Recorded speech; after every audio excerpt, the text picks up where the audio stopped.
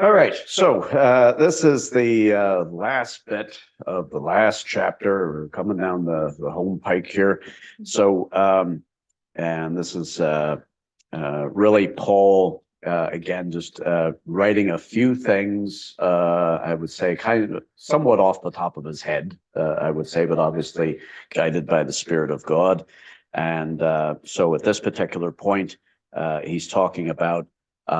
As I would have here, friends at church, so some different people that he's highlighting. Now, he did highlight Timothy and Apollos beforehand, gave some instructions about them, so they weren't currently at the church there, but now he's going to be talking about some different people that are very much associated with the church at Corinth. And so we'll go through and talk about some attributes of them sort of folk. So anyway, so this will be the last time you'll see the Messy Church logo. So anyway, but this is the 34th, I think, 33rd or 34th, something like that. So we're venturing into nearly 200 videos now overall. So if you're really stuck and you want to do a big binge on a box set, you can watch me. So anyway, so yeah. I'm just tuning in to hear what from. Yeah, right. Okay. Yeah. Well, I can always generate a good lot of stories about that. Yeah, I could. Yeah. So, but I will share a little story that happened at the grandparents' house. This has nothing to do with what we're talking about today, but just to give you another grandparent story. My father and I went to visit my grandparents. Normally, we would have gone in like the spring or the summertime when it was nice, and the lake was there, and you could canoe and all these sorts of things. But this particular time, we went at the winter time, and so the lake was frozen over. And you could walk out on the lake. That was okay. And so my father and I went out into the middle of the lake, and we decided that we would build a snowman out in the middle of the lake. And so we were rolling a rather big ball. And I would say that this ball was about this wide and about that high. And so it was quite, and if you can imagine the weight of such a thing. So we then made another ball that we were then going to use as the head, and it was nearly too big to get on top of this big thing. And then there was an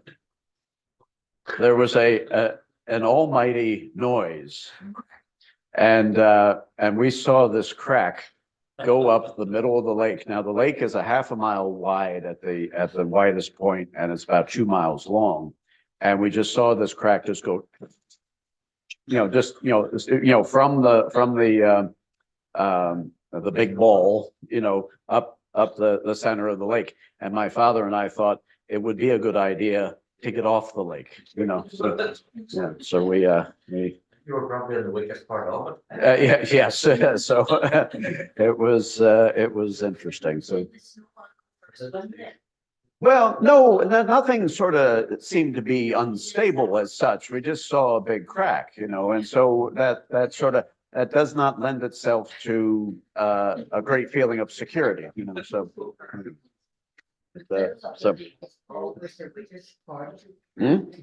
yes, yeah, you're probably right. We told them that we're around the edge. Yeah. He went I to the know. middle, and we had to put him out of the lake. Okay. Back home. And do this. He says there's mama. Emma's told me today. We all I wouldn't doubt it. Anyway, so so again, that has nothing to do with the study today. It's just a funny story. We did survive to tell the tale, So anyway, so we're going to read this passage of scripture here out of 1 Corinthians 16 and verse 15 to 18, just initially. That's not the rest of the chapter, but we'll get to the rest of the chapter here momentarily. And so it says, I urge you, brethren, you know the household of Stephanas, that it is the first fruits of Achaia, and that they have devoted themselves to the ministry of the saints, that you also submit to such. and to everyone who works and labors with us. And I am glad about the coming of Stephanas, Fortunatus, and Achaicus, for what was lacking on your part, they supplied, for they refreshed my spirit and yours. Therefore, acknowledge such men. And Paul does this often with his letters. Toward the end of the letters, there is this kind of saying hi to people, and highlighting certain folk that do certain things. So right now he's highlighting the household of Stephanas, who, as it says here, was the first fruits of Achaia, and I'll explain that in a second. So obviously there was not just a man, but it was his house. So there was a Christian family here. And then there's two other individuals that are discussed, Fortunatus and Achaicus, and some of the bits and pieces of what they did and who they were. Now, Stephanas is mentioned earlier in the letter, but these other two men, Fortunatus and Achaicus, we don't know anything about them other than they're mentioned here now. And so we do know then aspects of them in terms of what they did, but we'll get into what they're about here shortly. So, right. So I have up on the title here, Troubled Backgrounds and Exciting Futures. Now, the reason I use this word troubled is because the word Achaia is a Roman reference to the middle part of Greece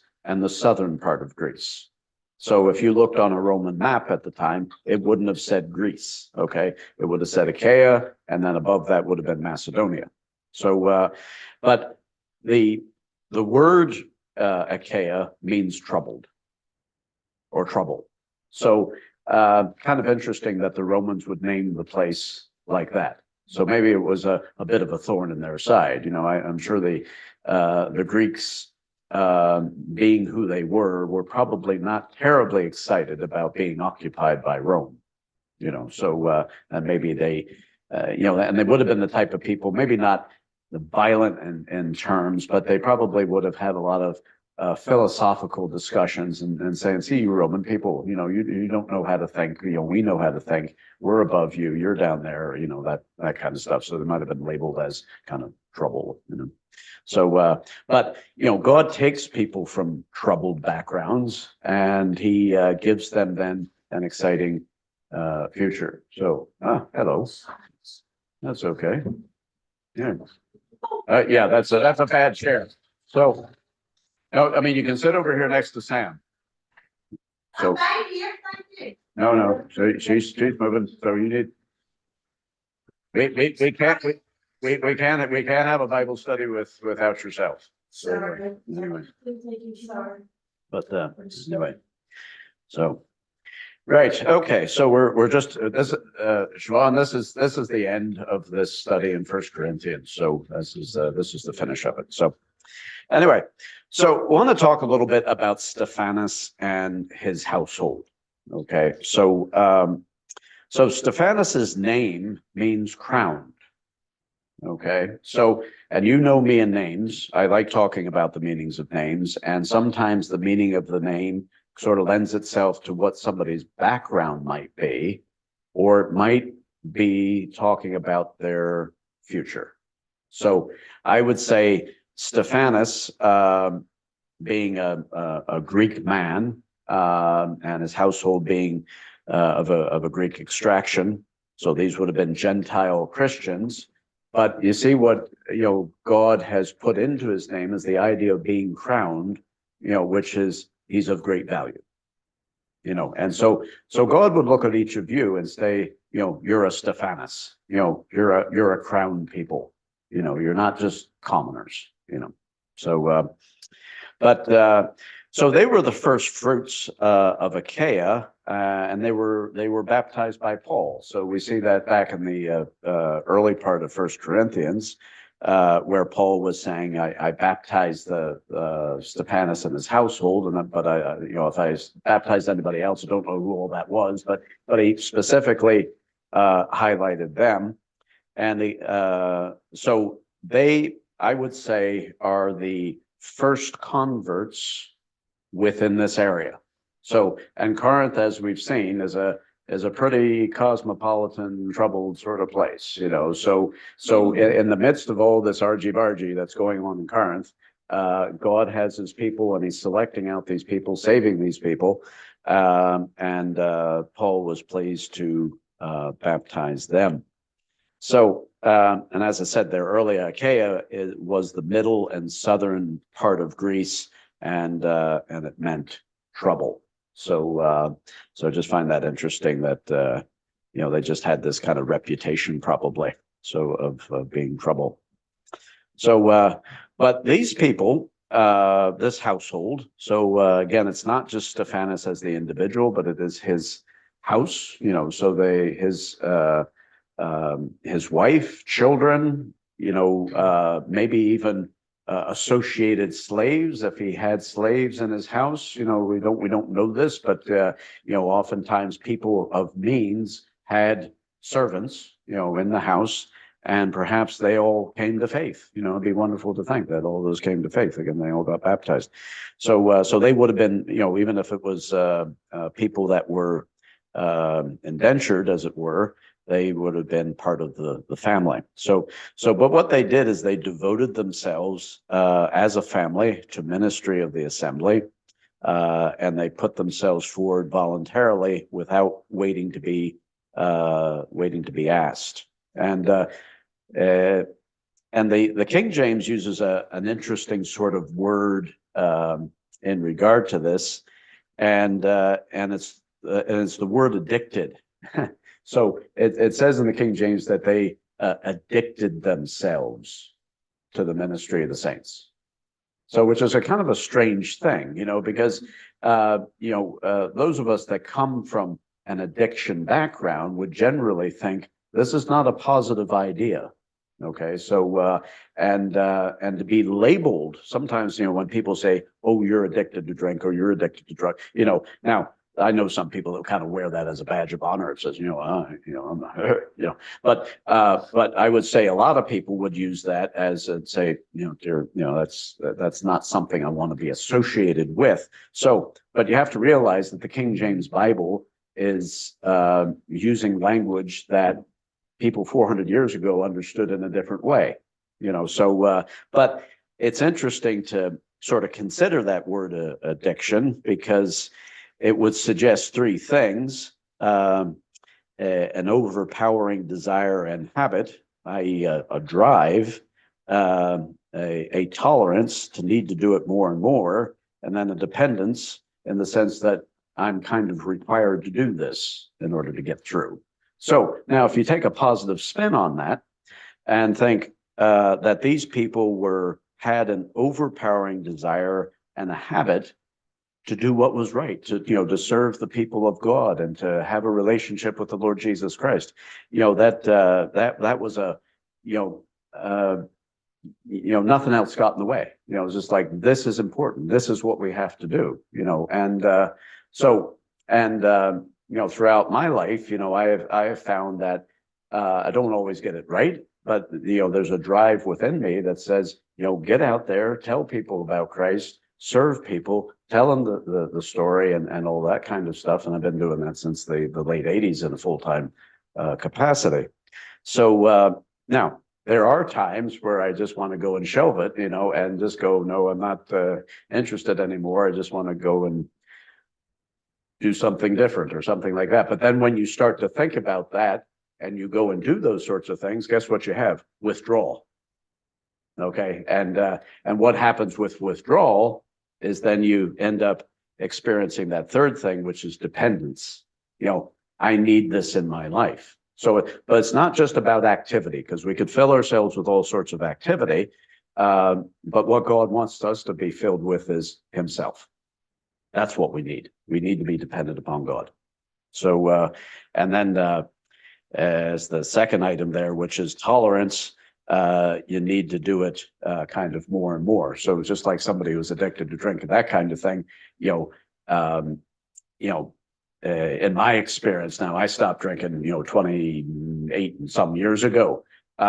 Didn't drink alcoholically. I didn't drink in a dependent sort of way. But, if I took 2 beers, that was me finished, but now somebody else who's been down the road a good path, 2 beers doesn't cut it, but you end up building up a tolerance to these things. So anyway, it's an interesting word that's used there, and that's why it's good. As we did last week, looked at a variety of different translations of the Bible to see what a certain verse said. So in the King James, it uses this idea of being addicted, and but it's then translated as devoted. But the idea of devotion is, as it says up in the point above, that they did this voluntarily. They didn't wait to be asked, so the devotion was a voluntary thing. So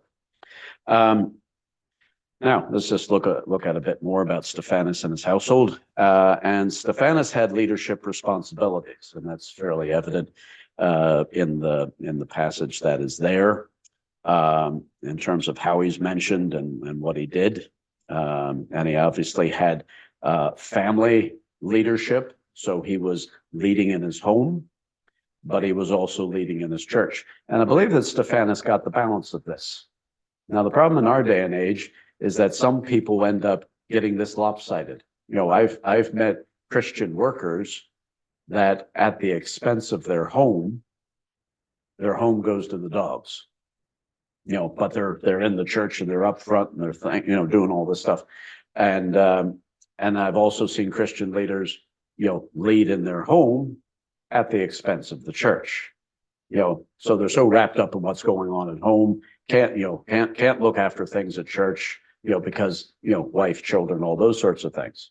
Again, I've seen full-time workers caught up in that kind of rat race, and it is difficult to get the balance of those things, but I believe that's why we need people around us. And Stephanus was a man that was surrounded by other men, like Fortunatus and Achaicus, and those sorts of individuals, where they had other sorts of responsibilities for doing things. So there needs to be a plurality of leadership, meaning that there's more than just one person.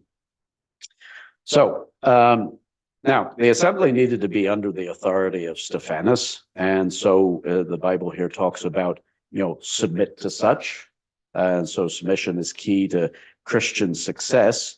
First of all, we submit to Christ, and we submit to authority that that Christ sets up within the church context and framework. So within a church like here, there's elders and there's deacons. Okay, so elders are the ones that look after spiritual matters in the church, and the deacons look after the things of practicality. Now, different churches have different names for these things. Churches might refer to the elders as the leadership team. They try to use this kind of more modern kind of language, and the likes of the Anglican system would talk about the select vestry. That sounds like a big pile of I don't know what, but I'm not sure what that means. But in the Presbyterian circles, they would refer to as the session. Okay, so yes, well, the oversight tends to be kind of the catch-all collection of office bearers and these sorts of ideas. But within the Presbyterian ranks, within the session, you have teaching elders, which is then your minister, and then you have ruling elders, which are the boys that sort of do the other needful things. But sometimes the problem is within leadership in the church is you have deacons that are doing elder things, and then there's elders doing deacon things, and that gets kind of mixed up and stuff, and so that needs to be sort of ironed out somehow. So it was right, because it talks about recognizing these men. So it says it was right to recognize and acknowledge his and others' leadership. So because again, what the devil wants to do in our midst is he wants to undermine that. He wants to undercut that and get people to say, oh, what about him over there and this and that and talking and gossip and, all these kinds of maneuverings around and you justify it in your own mind because you think, no, that's the right thing to do because there's something wrong there. And so, but the devil wants to highlight nonsense and make all that seem like that's what you need to go and sort out, so how important it is to, and the pastor here, John here, often cites in the Wednesday prayer meeting, please pray for the leadership in the church, elders, deacons, leaders of departments and all that kind of thing. And certainly we need to do that. So, Stephanus was a spiritual and submitted man because his stand for Christ in baptism in identifying with the death and resurrection of Christ. So when Stephanus and his household was baptized back in the early part of the book, what that demonstrates is that you're first and foremost submitting to the fact that Christ died. That's what happens in baptism, so, I've had the privilege of baptizing some of you and when you're put under the water, you're identifying with the death of Christ. And when you're raised up, you're identifying with the resurrection of Christ. And so that was this man, so he was nailing his colors to the mast and saying, I'm a Christian. I'm not involved in old things any longer. So, and then they were refreshing to Paul and the assembly. So, and I find that a nice word. Can you imagine when somebody says to you, you've refreshed me? It's like getting a cold glass of water on an extremely hot day. And so, sometimes people can end up being like tepid water to people. They need refreshment, and yet you go up to them and you give them a glass of tepid, yucky, and that's not how we're supposed to be, because you and I both know we don't like that, and that doesn't help us. That doesn't encourage us.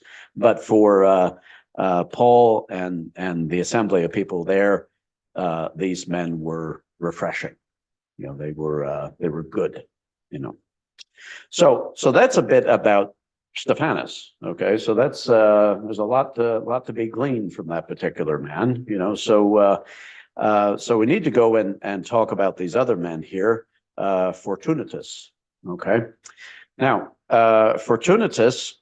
I'm sorry that's kind of a small writing there, but anyway, it's just one of these things where you're trying to fit everything on the page. But he was of a Roman background. Okay, so he was a man that because you really did have a vast collection of people. In our country here, we're getting more and more people from different backgrounds, different culture, and different languages, and so on and so forth. And I'm sure most of you would remember, back in the days of the 70s and 80s, there was hardly anybody from any kind of background other than you're from here, and so sometimes when somebody did immigrate into the area, they're like, why are they here? There's a lot of questions asked, a lot of eyebrows raised, and that's you shouldn't be here, and so but now that's different. People are coming in and they're here. So Fortunatus was a man from a Roman background, so he was I would say, well, obviously he wasn't Greek necessarily. I could have been maybe Greek, but had maybe one of his parents was Roman or something, So he was coming from this kind of background that people would have said, he's an occupier. He's from Themans. It would be nearly somebody like from a nationalist background here, where somebody from England then moves in, so it's that kind of they're not doing anything wrong. They're not bad people, but you make these assertions that they're bad or something like that. But anyway, so Fortunatus' name means fortunate, and you can kind of see that there in his name, and it also means well freighted.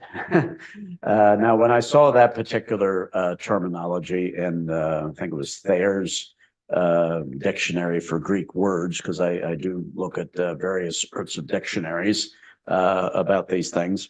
When we think about somebody who's fortunate, we sometimes think about somebody who's lucky. They sort of kind of won the lotto and they got it coming to them, and then there they are. But this idea of being well freighted was, not only are they lucky, as it were, but what they do have makes a difference.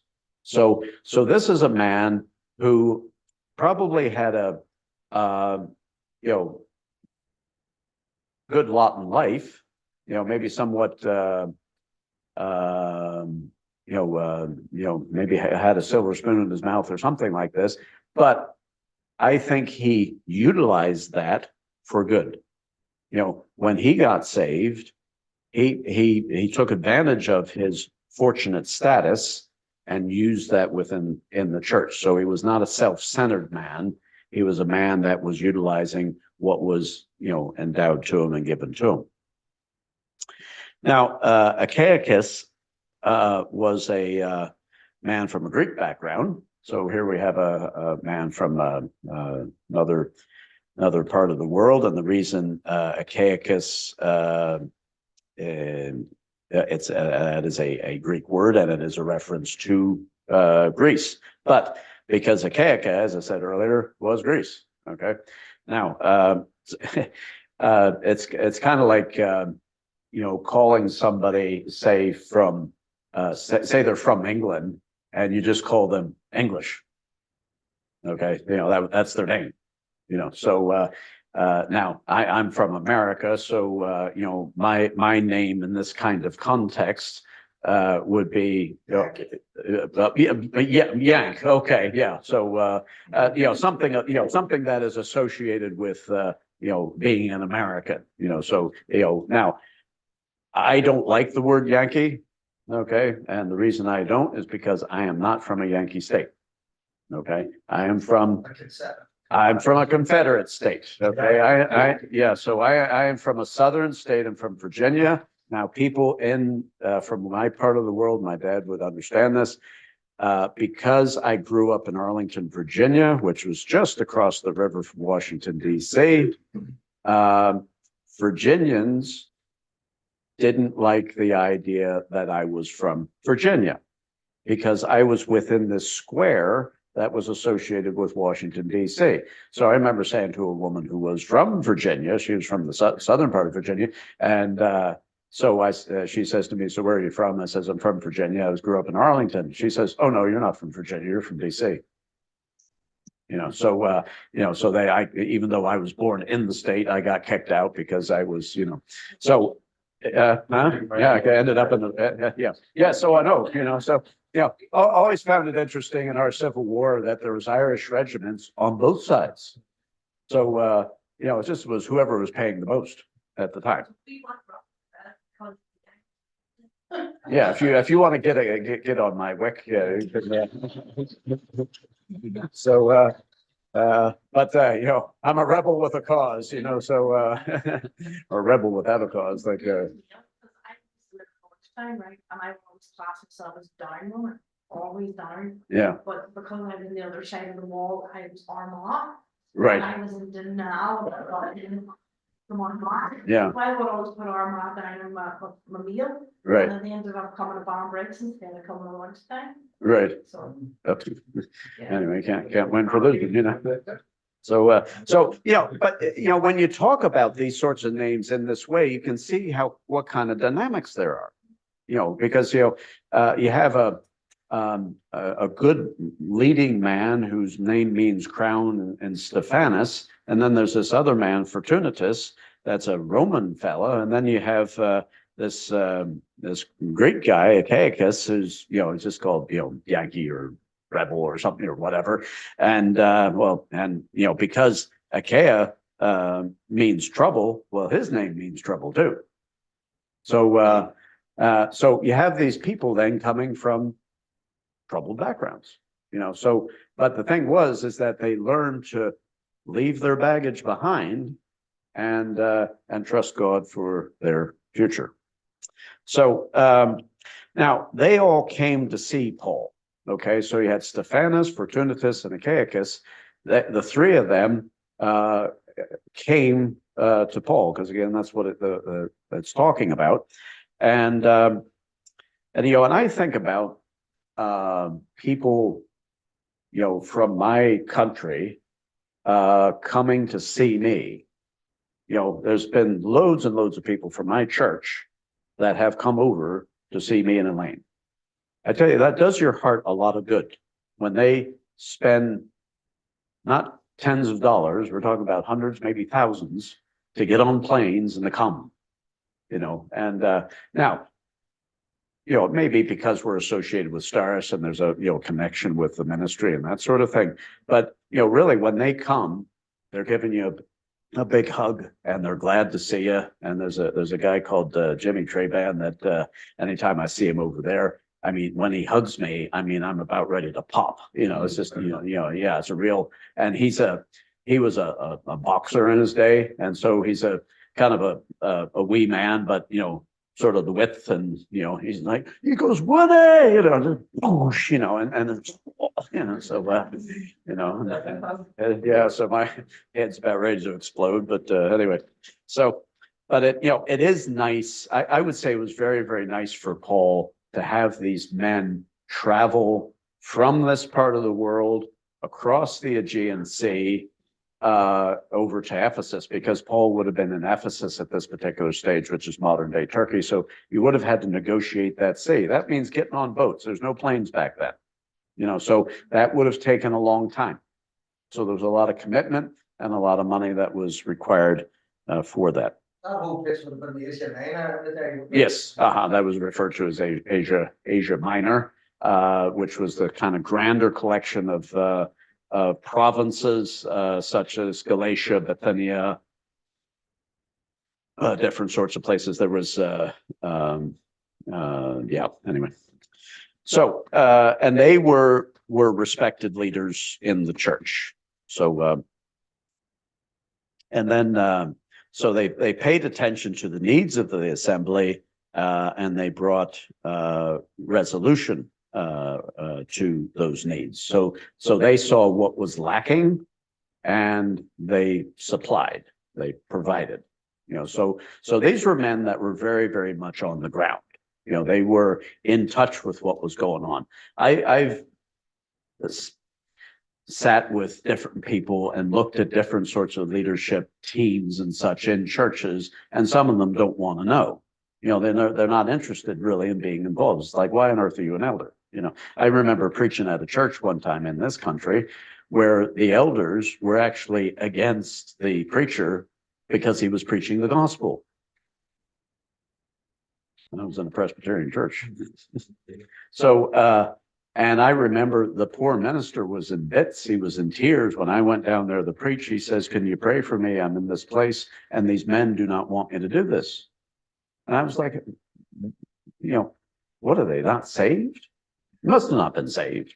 I mean, I can't understand that, so, but these men were on board with it. They were on board with the gospel. They were on board with Paul. They were on board with good sound doctrine and teaching, but very cognizant of what was going on around them and making sure people's needs were met. Because again, Corinth was full of all kinds of up and down and every shape, and people that had things, people that didn't have things. You had all the people that were being rescued out of Aphrodite's temple. So their whole idea of morality was completely wired to the planets. And so they had to be worked with. They had to be shown in a lot of ways, kind of deprogrammed, about their old lifestyle, because that's what they were bringing in. They were bringing a lot of their stuff into the church and say, well, sure, we have sex up there, so we might as well have sex down here with whoever or whatever, And so that's what they were doing, so, but that had to be corrected. That had to be discussed, so it couldn't be ignored. And the problem was the message church was ignoring it. So you can't ignore immorality, huh? Huh? Yeah. Still playing. So I know. So it's awful. So and the early Christians were deeply committed, both spiritually and pragmatically, and they were actually known as parabolani, which meant the riskers. So the early Christians were actually known as risk takers. They were out there to put themselves out in the line there. They weren't just in their little holy huddle and just kind of sitting in their wee spot and going, we're okay. We don't want to push the boat out too much and get too involved. And, we don't want to make too many ruffles, So, but these men were saying, no, we're taking a stand about truth here. We're getting out there. We're making a difference. So, and they were refreshing to Paul and the assembly. And you see, when people are refreshing, they're not hard work. They're not hard to be around. And you and I all know people that are hard work. They come into the church and they're all critical, all full of and complaining and stuff, and they're hard work. I have found people that are hard work are the ones that, are sort of, you do it this way, you do it this way, you do that, you do that, you do that. And it's more, what's the word I'm looking for? It's not, there's no love. There's no love. It's just, this is the way you do it, you have to do it this way. Yeah. What's the word? Well, it was very legalistic, probably. Yeah.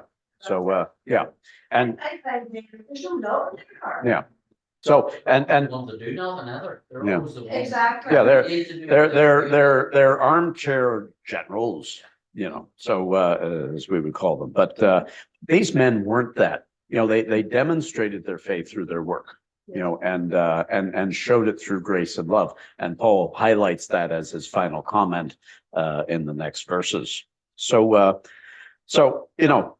we've had nearly a half an hour discussion here about three men, that probably most of you didn't have a baldy notion about, so.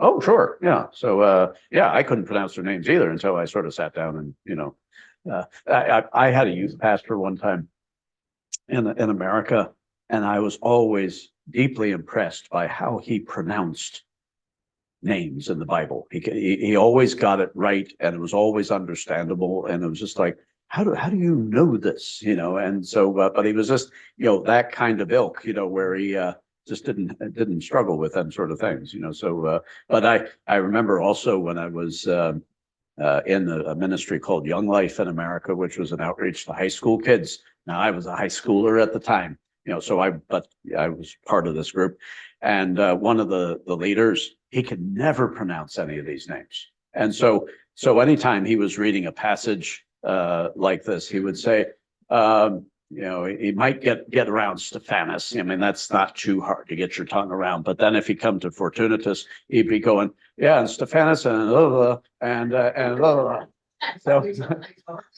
yeah, and so, but that, yeah, his mate, and it was always funny because you knew rightly how this guy was going to read these verses, it's just like, and blah, blah, blah, and blah, blah, blah, so, Heard a good pronounce. yeah, so I know, but, so now these are the then final comments that Paul makes here.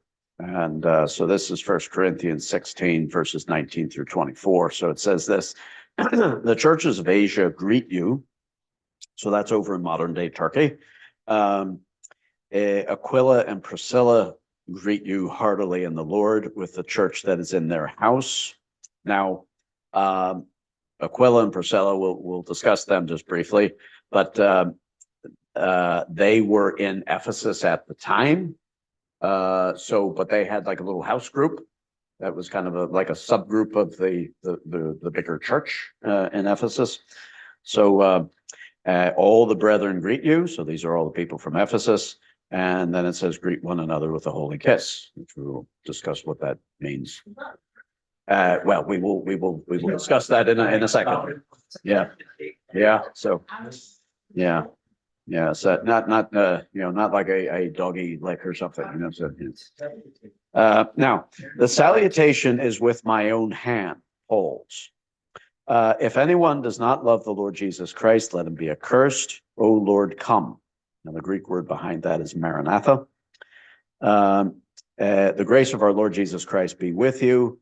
And finally here, my love be with you all in Christ Jesus. Amen. So that's how this book ends. So let's talk about these things a little bit. So the first thing it's talked about is greetings. And so because it was talking about the church in Asia greets you, so that's sort of the big church that's in that part of the world. And then he talks about Priscilla and Aquila as specific leaders are sending a greeting. And then the church at large within Ephesus sends greetings and so on and so forth, So, everybody's saying hello, But so the idea of greeting was important. And the Greek word behind that, now the King James would use the word salute. So now usually when we think about the word salute, we think, that kind of an idea. But really the idea is to, kind of formally say hi, Now, but really the Greek word means to embrace or to welcome. So it was a very physical sort of thing that they were offering. Now, I know Paul was saying, look, there's a church, the church in Asia greets you. Well, obviously they can't come and physically hug you, but you know what we say, send them a big hug, so different cultures have different kinds of greetings. Okay. So when you read these sorts of things, you have to realize there is a cultural context with these folk, and how they greeted people. How we greet people is probably different from how they greeted each other. You see, like the French and all, they would kiss the both cheeks. Yeah. I wouldn't do that to from on here. Yeah. Yeah.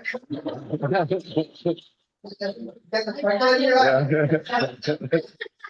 No, but you know what I mean? The French Yeah. go, and then Yeah. they do that. Yeah. That's the way they Yeah. greet. So and Southern Europeans are very like that. That's a French thing. It's a Spanish thing. It's a Portuguese thing. It's an Italian thing. So that kind of Southern Europe would be kind of into that. Whereas what we do here is we shake hands. Now, women would probably hug each other or something like that. Not so much men, but some men do if they know each other well and that kind of thing. I remember when I was in America. Now this is well before the times. I think this was even no. Yeah, it was 1982. Okay. I remember with my kids one time, we went camping and we had story time with Daddy. And what that was my kids would say, so Dad, give us a story of when you were 10.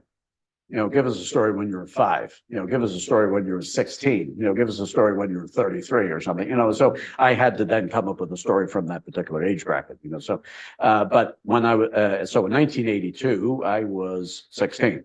Okay, so and it was a very, very transitional sort of year for me because my mother died in the autumn of 81. Moved house 3 weeks later, moved into a new school the day after that. So my head was all over the place. And I used to go back to Arlington, Virginia, where I grew up, and quite often, and stay in the old house until we sold it and all this stuff. But during the summer of 82, I think it was just shortly after I came back from from Portugal, I went to the Arlington County Fair. And the Arlington County Fair was one of these, now, you know, I've not seen any fair that compares to a fair in America, okay, over here, you know, so, you know, the fairs over in America are big, you know, they're serious things, you know, and, you know, stalls and stalls and stalls and stalls of, you know, people selling things, you know, there's contests and there's all sorts of, you know, so I would have, at these fairs would have, submitted photographs to be judged in certain kinds of categories. And I remember I got a few blue ribbons for certain categories, and they're up on display with a nice blue ribbon hanging off the thing. And I still have the blue ribbon somewhere, and still have the photographs. But I remember going back to the fair, you know, and this was after I moved, and I had a good friend in high school who was a Christian fellow, and he really helped me in my days of difficulty and transition. But anyway, but after I moved, you know, and this is what happens with geography. You lose touch with people, you know, and back then you didn't have mobile phones, you didn't have Facebook, you didn't have any of those kinds of things. All you had was a tethered landline, and to make a phone call long distance cost money, you know, so you just didn't make those calls, you know, it's just that when you're out of range, you're out of range, you know. And so I went to the fair, and this guy was sitting at a booth selling something or doing something, and I saw him, and he saw me, and he jumped up, and he was all excited, and he just ran over and threw his arms around me. He said, Woody, so good to see you, you know. And so after that, you know, so we're standing there chatting and all this kind of stuff, and then a couple of booths up, there was a group of Christian people that were selling Christian music. So we went up and bought a few tapes and that kind of thing, and the guy that was at the booth said to my friend Larry and myself, he says, I knew you guys were Christians because of your love for each other, you know, and that really spoke to me, because, you know, when we demonstrate love for each other, the world sees that, and other Christians see that, and they see it as a good example. And yeah, so anyway, no, don't get weird on me, you know. So,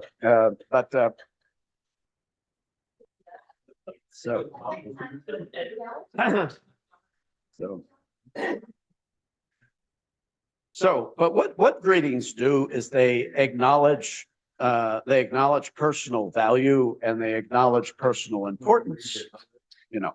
So now steady. So,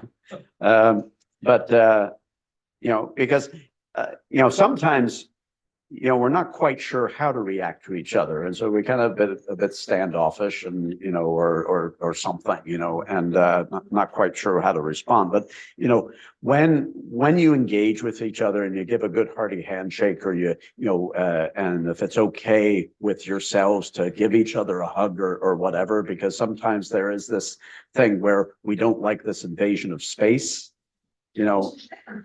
Yeah.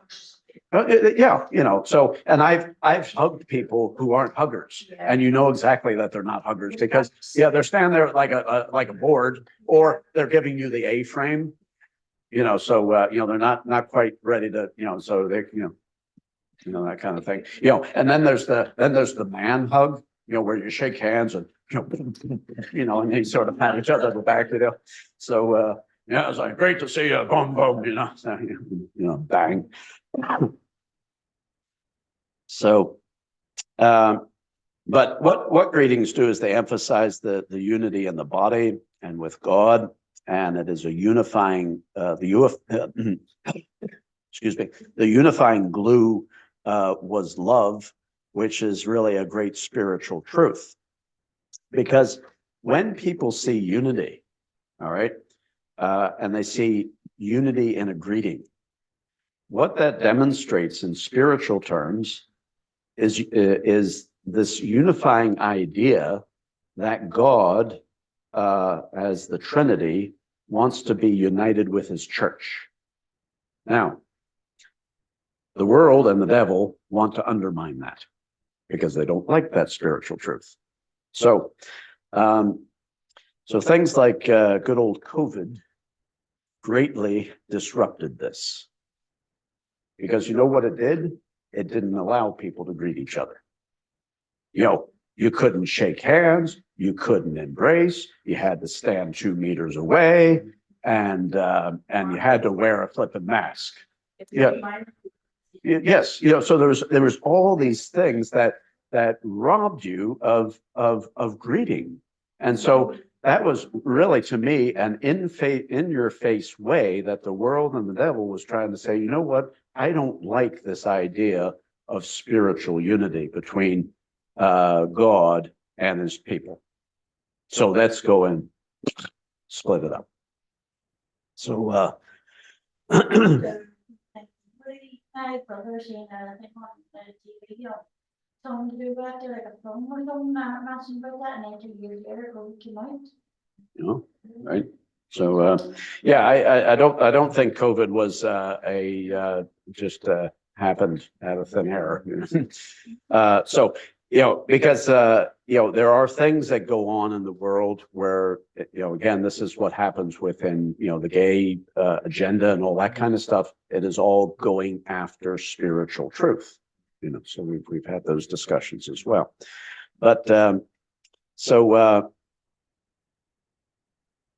now, hospitality was essential to Christians. You know, back then, again, you know, when people were traveling, they came into, you know, Christian homes and they were put up, you know, and so it's not just about, you know, let's have a meeting at church.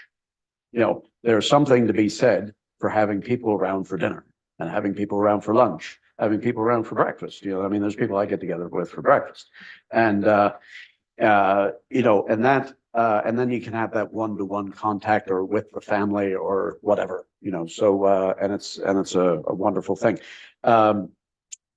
Aquila and Priscilla were people that I would say were very, very hospitable people. So now they were entertained initially by Paul, because they came from this part of the world, and they were tent makers with Paul. So they but they were mentored by Paul. Paul was the one that sort of showed them the ropes, you know, about Christian walk. And so Paul mentored them. And then as Aquila and Priscilla grew up as believers, they were then co-workers with Paul. And so then they came over to Ephesus and helped Paul and all that kind of thing. And they're mentioned in many, many letters in the New Testament. First Christian didn't start with. Well, they would have been early Christians, yeah. So It's not part of the word. yes, I would say, yeah. So I would say that them and Stephanus, you know, were all knew each other and knew each other well, you know. So And there and- was some church there, just went from house to house. yeah, so yeah, the churches initially were house groups.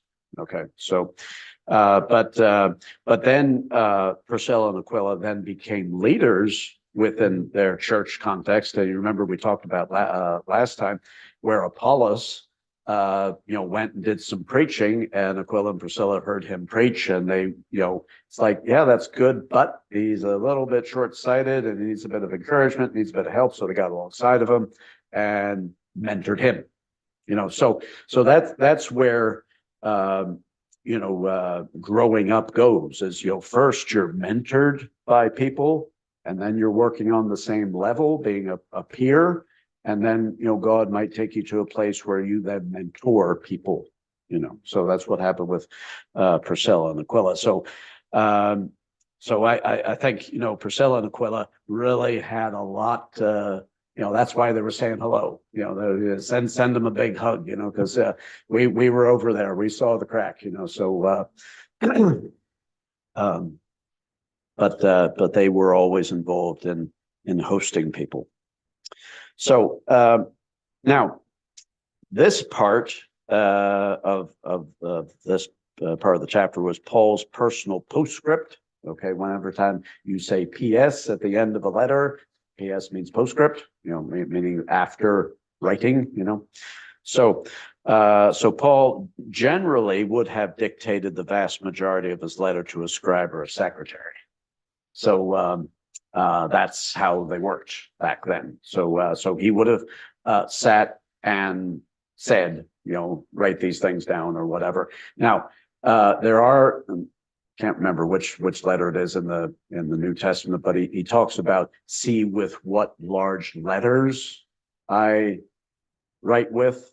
Now, this is where people then think that the problem that Paul had in terms of the thorn in the flesh that he had was an eyesight problem because he was, writing big letters because he couldn't see properly. I don't know, so, but Paul, I think, really always made it a practice in finishing off his letters by saying, look, I'm going to write my own thing here and put my own little bit in it, signing it off. So, and then Paul finishes with grace and love, which are the two main hallmarks of the Christian, and so because he talks about the grace of the Lord Jesus Christ, and then he talks about all my love, and and I think that's a brilliant way to end the letter, because it's it's about how you finish, and so these are the things that we need to take with us, is that we need to be gracious toward people, and that grace that comes is not something that comes from within ourselves. It comes from the Lord Jesus Christ. He's the one that's been gracious to us. So and that's not a foreign concept. The Jews had that concept because in the Old Testament there was the word that we would translate loving kindness or mercy, which was the Hebrew word hased, and hased was about how God helped and supported and got around the people of Israel because they were poor, they were needy, they needed shoring up. And what the children of Israel then learned from God, because that's what God was doing, was they learned to do that with each other. And so they needed to be exercising mercy and loving kindness toward each other. So it's the same here. That idea of grace is giving things to people that they don't deserve. So because that's what Christ has done. Christ has given each of us, something that we don't deserve. We don't deserve salvation. We don't deserve kindness. We don't deserve anything from God. God has done that because he loves us and he chooses to do this. And so we need to do the same thing.